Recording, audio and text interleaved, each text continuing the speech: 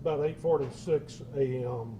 last Wednesday, Brett's wife came to the police department and reported him missing. About 1 o'clock that same day, we received a call from the Houston Police Department. They had found Brett's vehicle burnt out at Bear Creek Park. The vehicle was severely burned. Most of the recognizing or identifying information had been destroyed. One of the HPD officers knew that they could find a secret VIN number. He found that number, ran it, and it came back as a missing person's vehicle. We were then notified where the vehicle was. Officers went out to Bear Creek Park and searched for evidence. And on Thursday and Friday, officers from Precinct 5, Precinct 1, Houston Police Department, Westview Police Department, and EquiSearch conducted 2 days of search in the area and failed to find anything.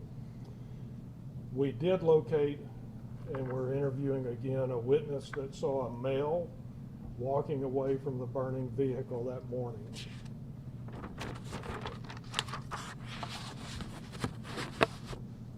Early morning Wednesday on the 21st, our camera system in Westview recorded Brett leave, or his vehicle leaving Westview at 4:21 a.m. He was not following anyone, and no one was following him.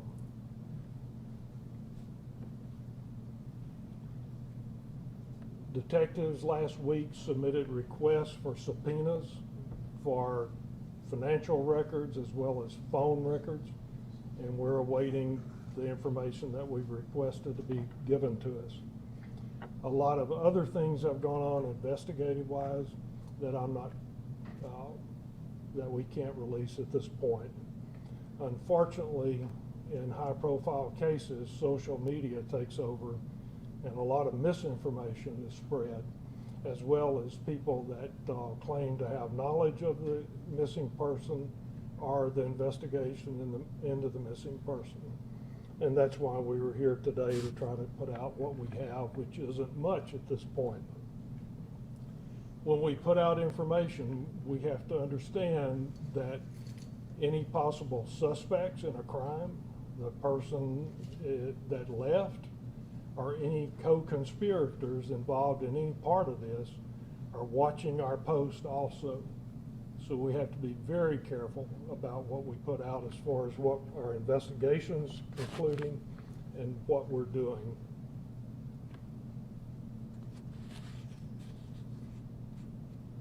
At this time, we have absolutely no information that would indicate that foul play was involved. We do have some information that indicates it may have been pre-planned with no crime involved, but it's way too early to come to that conclusion now. We've developed a lot of information about his behavior, and we're looking into that as well as several other areas that he may be. It's really hard for me to understand, if there's no foul play involved, how a person could put his family through this kind of trauma. But I'm convinced that he will be found. It's only a matter of time. Do you have any questions? Yeah, him leaving at 4:20 in the morning, is that out of the normal for him? No, not from what we understand. He goes to work early. And the person leaving the car that was burning, what is there anything there? The only thing we have is a person reported seeing a male walk away from the burning car.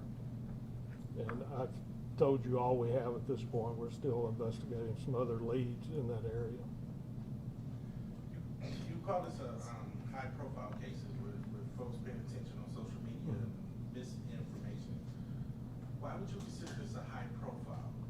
It's one of our residents that disappeared. We take these things very seriously, although it hasn't been that long, but it's serious to us and the family. And with the media coverage and social media, it is high profile. Anyone else? What are we missing?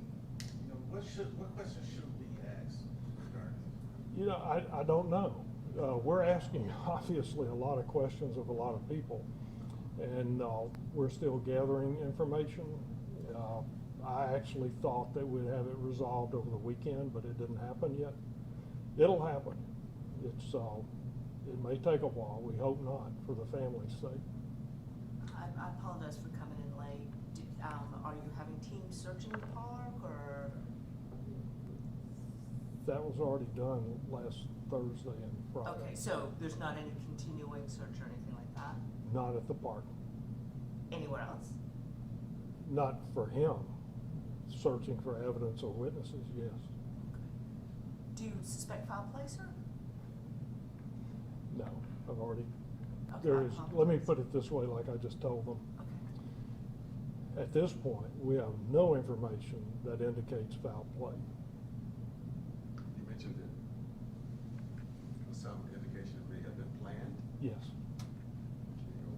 You know, No. So from the time he left at 4:20, he didn't call home to his wife or family, anybody, just left at 4:20 and there was no other contact with him? Correct. There were some rumblings into our newsroom that there may have been a suicide attempt. Is that anything you're considering? We have not heard that, and I don't know what he was considering. And we haven't found any evidence of that. What about his personal life? Can you go into any details as far as who he was? No.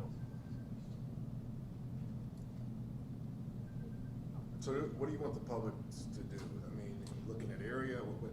If they see someone that looks like him, please call us immediately. His name and descriptions on a nationwide database.